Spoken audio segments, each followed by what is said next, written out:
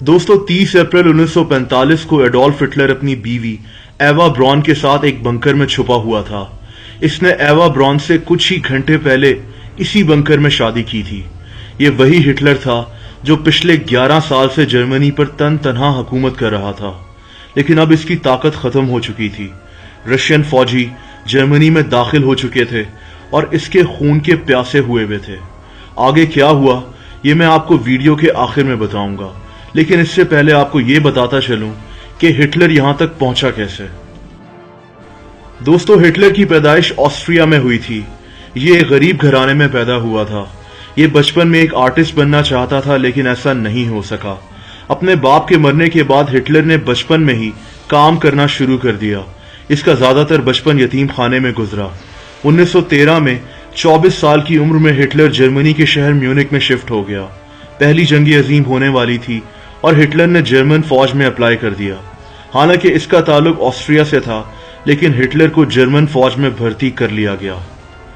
पहली जंग अजीम के दौरान हिटलर की बहादुरी के चर्चे हर तरफ फैल गए। इसको जर्मन फौज के आला तरीन एजाजात से भी नवाजा गया। लेकिन 1918 में जर्मन फौज ने दुश्मन के सामने हथियार डाल दिए। हिटलर को इस बात का शदीद गुस्सा था। पहली जंग अजीम के बाद हिटलर जर्मन फौज का इंटेलिजेंस ऑफिसर बन गया। इसको सियासत में बेहद दिलचस्पी थी और इसीलिए 1919 में इसने जर्मनी की जर्मन वर्कर्स पार्टी ज्वाइन कर ली, जिसको नाजी पार्टी भी कहते हैं। हिटलर अपने मुखालिफों पर शदीद तनकीद करता।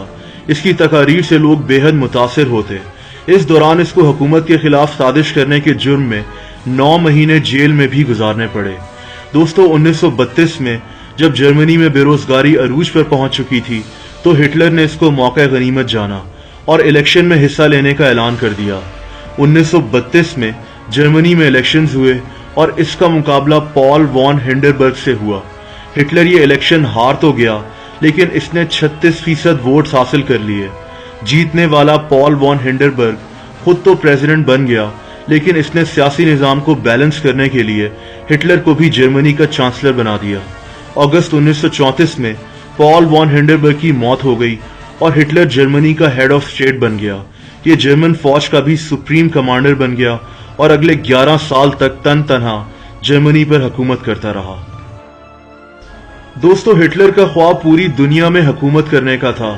कहते हैं कि हिटलर जर्मन फैमिलीज को ज्यादा से ज्यादा बच्चे पैदा करने का कहता, ताकि ये बच्चे बड़े होकर जर्मन फौज को ज्वाइन कर सकें।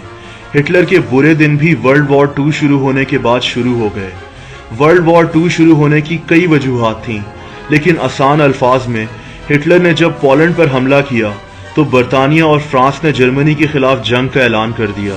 उसके बाद सोवियत यूनियन यानी आज का रशिया और अमेरिका भी इस जंग में जर्मनी के खिलाफ शरीक हो गया। ये जंग 1939 से 1945 तक 6 साल तक चलती रही। 1945 में हिटलर की हुकूमत का तख्त उलट गया। दोस्तों 12 अप्रैल 1945 तक हिटलर पर यह बात वाज़ेह हो चुकी थी कि जर्मनी दूसरी जंग अजीम हार चुका है। सोवियत यूनियन की फोर्सेस, जिनको आप रशियन फोर्सेस भी कह सकते हैं, जर्मनी में दाखिल होने वाली थी। रशियंस के साथ अमेरिकन फौजी भी मौजूद थे। हिटलर के मुशीरों ने इसको बताया कि रशियन फौजी 1 से 2 दिनों में जर्मनी के अंदर दाखिल हो जाएंगे। जर्मन फौजी हथियार डाल चुके थे। हिटलर के मुशीरों ने इसको कहीं भागकर छुपने का मशवरा दिया, लेकिन हिटलर ने कहीं भागने के बजाय खुदकुशी करने को तरजीह दी। इसकी कई वजूहात बताई जाती हैं। नाजी पार्टी के असूलों में से एक असूल ये था कि ये लोग अपनी बेइज्जती के बजाय मरने को तरजीह देते थे। हिटलर को खौफ था कि इसको मारकर इसकी लाश की बेहुरमती की जाएगी और इसकी लाश को जर्मनी के कोने कोने में लेकर घुमाया जाएगा। इसके अपने आखिरी विल में इसने लिखा कि ये लोगों के सामने एक तमाशा बनना नहीं चाहता। इसी खौफ के पेश नजर हिटलर ने खुदकुशी करने का फैसला कर लिया था। दोस्तों 29 अप्रैल 1945 की सुबह 2:30 बजे हिटलर अपनी गर्लफ्रेंड एवा ब्रॉन के हमरा बर्लिन शहर की तबाहकुन सड़कों के नीचे मौजूद एक बंकर में चला गया। इस बंकर में इसने एवा ब्रॉन से शादी कर ली। हिटलर को पता था कि इन दोनों के साथ क्या होने वाला है, लेकिन ये अपनी गर्लफ्रेंड से मरने से पहले शादी करना चाहता था। इससे कुछ दिन पहले हिटलर ने अपने डॉक्टर से खुदकुशी करने का सबसे आसान तरीका पूछा था। اس کے ڈاکٹر نے اس کو مشورہ دیا تھا کہ یہ سائنائڈ پلز لیکر خود کو سر میں گولی مار لے۔ دوستو 30 اپریل 1945 کو جب ہٹلر اپنی بیوی کے ساتھ ایک دن تک اسی بنکر میں موجود تھا تو اچانک باہر کھڑے ہٹلر کے سٹاف کو اندر سے گولی چلنے کی آواز آئی۔ گولی کی آواز سننے پر ہٹلر کے آفیسرز فوراً بنکر کے اندر چلے گئے تو انہوں نے ہٹلر اور اس کی بیوی کی لاشوں کو صوفہ پر پڑے ہوئے پایا۔ ان کے ساتھ سائنائڈ کی پلز بھی پڑی ہوئی تھیں۔ ہٹلر اور اس کی بیوی نے شادی کے 40 گھنٹے کے بعد خودکشی کر لی تھی۔ اس کے آفیسرز نے دونوں کی لاشوں کو بنکر سے باہر نکالا اور ان لاشوں کو آگ لگا دی تاکہ رشینز اور امریکن فوجی ہٹلر کی لاش کو جرمنی کی سڑکوں پر لے کر بے حرمتی نہ کریں۔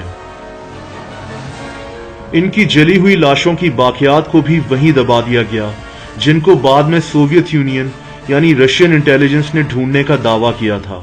لیکن یہاں سے ایک اور کنٹروورسی سامنے آ گئی۔ کچھ ہسٹورینز کا ماننا یہ ہے کہ یہ دونوں لاشوں کی باقیات دراصل ہٹلر اور اس کی بیوی کی ہم شکلوں کی لاشیں تھیں، جن کو کبھی ان کی حفاظت کے لیے رکھا گیا تھا، اور دراصل ہٹلر اپنی بیوی کے ہمراہ بھاگ کر ساؤتھ امریکہ میں چھپ گیا تھا، جہاں اس نے اپنی باقی زندگی روپوش ہو کر گزاری۔ شروعات میں امریکن انٹیلیجنس ایجنسی CIA کا بھی یہی ماننا تھا۔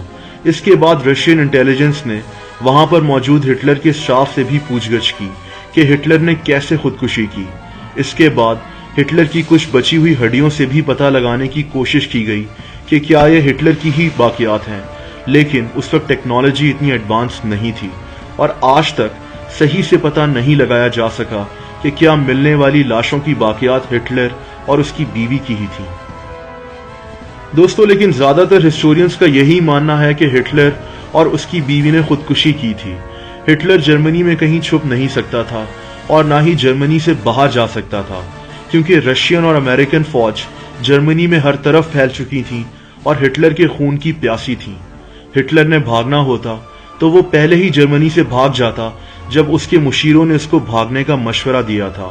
اسی لیے زیادہ تر لوگوں کا یہی ماننا ہے کہ ہٹلر نے اپنی بیوی کے ساتھ اسی بنکر میں خودکشی